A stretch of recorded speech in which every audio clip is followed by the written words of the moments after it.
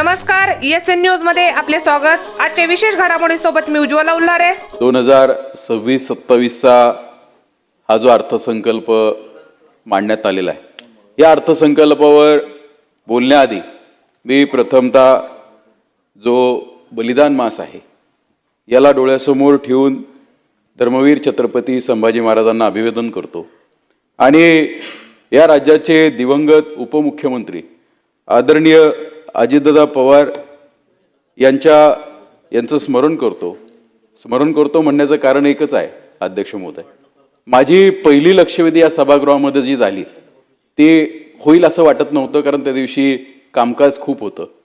स्वतः अजितदादांनी म्हणजे योगायोगाने आज FDA मंत्री जिरवळ साहेब या ठिकाणी आहेत, स्वतः अजितदादांनी तालिका अध्यक्षांना सांगितलं की ही विक्रमची लक्षवेधी घे आणि ज्या पद्धतीने तळमळीने मी तो मुद्दा मांडत होतो, दादा स्वतः आले आणि त्यांनी प्रश्नाला उत्तर दिलं आणि नुसतं उत्तरच दिलं नाही, तो प्रश्न कडेला कसा जाईल हा प्रयत्न त्यांनी केला। अशा अजितदादांची खरं तर मीच नाही तर या सभागृहामध्ये प्रत्येकाला कुठेतरी कमतरता भासतीये। खरं तर अध्यक्ष महोदय आपले सर्वांचे विशेष आभार मानतो। रात्रीचे 12:30 झालेले आहेत, आपण आहात, मंत्री महोदय आहेत, सर्व सदस्य या ठिकाणी उपस्थित आहेत, सर्व कर्मचारी आहेत, त्यामुळे तसं एवढ्या मोठ्या राज्याचा म्हणजे देशातील सगळ्यात मोठा हा अर्थसंकल्प आहे किंवा हे बजेट आहे आणि एवढ्या मोठ्या बजेटवरती काल 5.5-6 तास चर्चा झाली, आज जवळजवळ 10-11 तास चर्चा सुरू आहे आणि एवढी मोठी चर्चा सुद्धा होतीये। ही सगळी चर्चा पाहून आणि अर्थसंकल्प पाहिल्यानंतर एक छोटीशी कविता मनामध्ये येते, ती खरं तर मला या ठिकाणी म्हणूशी वाटते किंवा व्यक्त करूशी वाटते। लोकशाहीचा हा गाडा सुवास, जनतेचा सरकारवर असणारा विश्वास, हातात हात घेऊन चलूया पुढे, उभारूया सुवर्ण स्वप्न मोठे, नव्या योजना नव्या दिशा, सामान्याच्या मनातील नवीन आशा, गावोगावी पोहोचतं विकासाची लाट, समृद्धीकडे चालले आपली वाट, रस्ते शाळा आणि आरोग्य भारी, प्रगतीवर ही आपली स्वारी। खरं तर विरोधकांसाठी हे शेवटचं वाक्य आहे, सकारात्मकतेने राज्य घडवूया, आकाशाला गवस घालूया। अध्यक्ष महोदय, मी तसं पाहिलं तर शेवटच्या काही सदस्यांपैकी आहे आणि याच्यावरती दिवसभर काल आणि आज अनेकांनी या अर्थसंकल्पाचा किस काढण्याचा प्रयत्न केला। आमच्यासारख्या काही सदस्याने याच्यातल्या काही चांगल्या गोष्टी सुद्धा समाजासमोर आणण्याचा प्रयत्न केलेला आहे। हे सगळं होत असताना माझी एक विनंती आहे की चुका काढल्या पाहिजेत, खंत व्यक्त केली पाहिजे, पण ही व्यक्त करत असताना आपल्या राज्याची प्रतिमा ही योग्य पद्धतीने समाजासमोर जाईल किंवा इन्व्हेस्टर समोर जाईल याची खबरदारी प्रत्येकाने घेणं गरजेचं आहे। अध्यक्ष महोदय, आज ज्या प्रगतीवरती आपलं राज्य सुरू आहे, आज ज्या दिशेवरती आपल्या राज्याने वेग घेतलेला आहे, खरं तर मुख्यमंत्री आदरणीय देवेंद्रजी फडणवीस साहेबांच्या माध्यमातून अनेक रेकॉर्ड्स स्थापन करण्यात आलेले आहेत। ते पहिले मुख्यमंत्री आहेत की ज्यांनी अर्थसंकल्प या ठिकाणी मांडला, त्यामुळे इतका काम करणारा, वेगाने काम करणारा एक मुख्यमंत्री या राज्याला लाभलेला आहे। त्याच अनुषंगाने खरं तर प्रशासनाने सुद्धा त्याच वेगाने कामाला सुरुवात केली पाहिजे। अनेक योजना येतात अध्यक्ष महोदय, दुर्दैव असं आहे की त्या योजना योग्य पद्धतीने राबवल्या जात नाहीत आणि त्या योग्य पद्धतीने जर राबवल्या गेल्या नाहीत तर त्याचा तोटा सरकारला आणि जनतेला होतो। त्यामुळे माझी आपल्या मार्फत, या सभागृहाच्या मार्फत सर्व अधिकाऱ्यांना एक विनंती आहे की ज्या वेगाने आदरणीय मुख्यमंत्री देवेंद्रजी फडणवीस साहेब निघालेत, हे सरकार निघालेलं आहे, त्या वेगाने प्रशासनाने सुद्धा कामाला आता सुरुवात करणं गरजेचं आहे।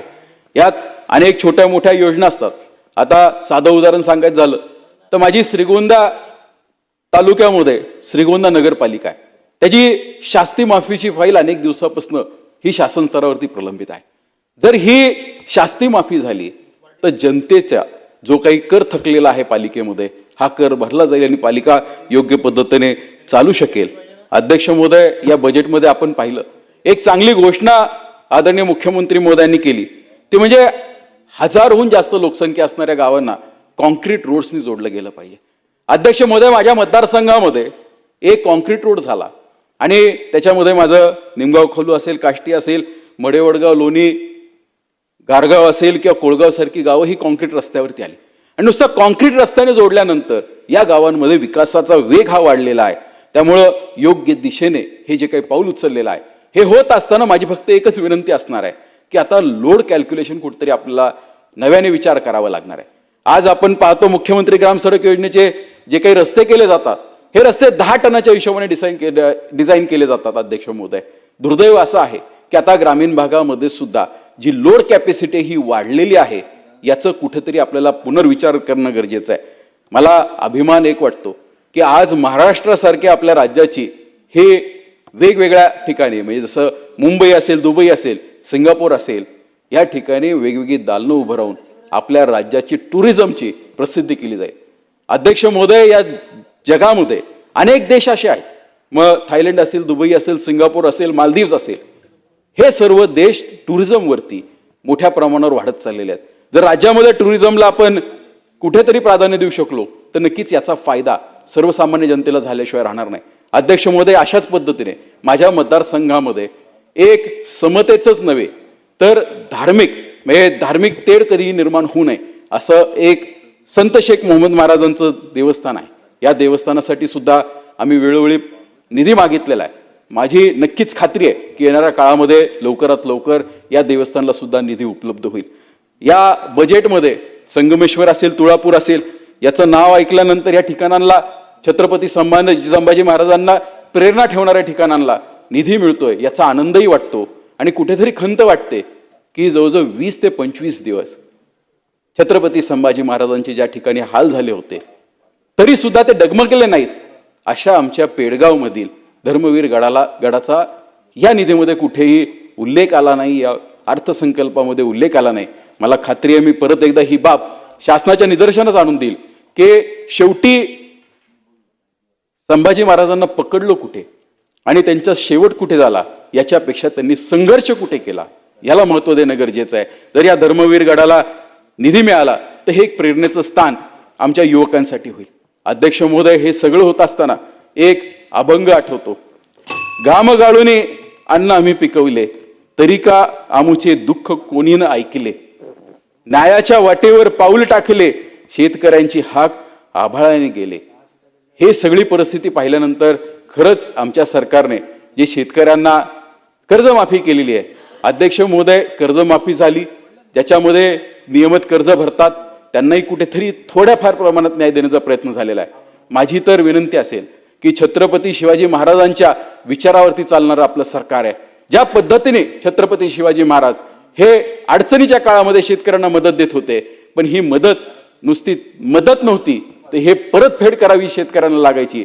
कारण कोणतीही मदत जर मोफत राहिली तर त्याचं महत्त्व हे कायम संपुष्टात जातं.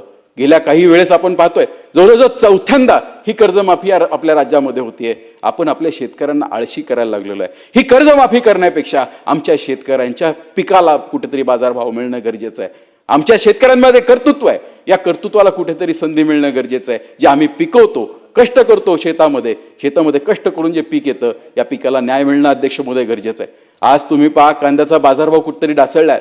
आज आंतरराष्ट्रीय युद्धाची परिस्थिती तयार झाल्यामुळे अनेक पिकांची आज आमच्या शेतकऱ्यांची हाल झालेले आहेत. कलिंगडासारखं एक छोटं पीक आहे ते आखाती देशामध्ये मोठ्या प्रमाणावर जात होतं, नुसतं त्या ठिकाणी युद्ध छेडले गेलं.